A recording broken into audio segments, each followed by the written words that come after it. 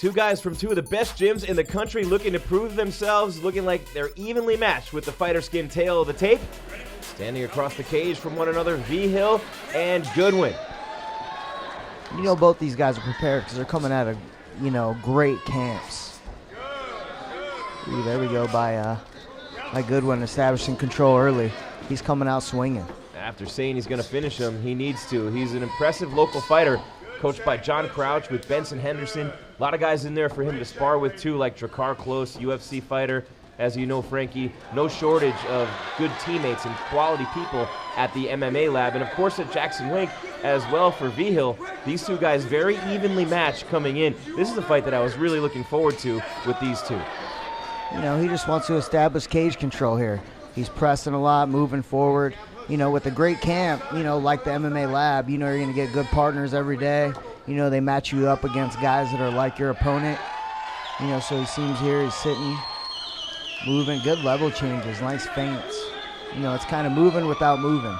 Second fight in a row where we have Orthodox against Southpaw to start it up, so a little bit of contrast in styles. I know that makes it a little bit more difficult for the fighters.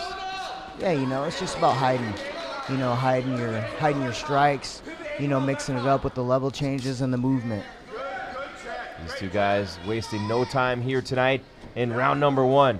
And so much on the line, and not only just state versus state, team versus team, moving on in the Elite Amateur Fight League tournament, gym against gym, bragging rights, so many things. But for the fighters as individuals, being a part of a team is one thing, being a part of a gym is another. But when that door is locked and it's just man against man in there, there's something about that primal instinct that you have, man against man, and your pride's on the line. Pride goes a lot into it. A lot of these, you get tested every fight.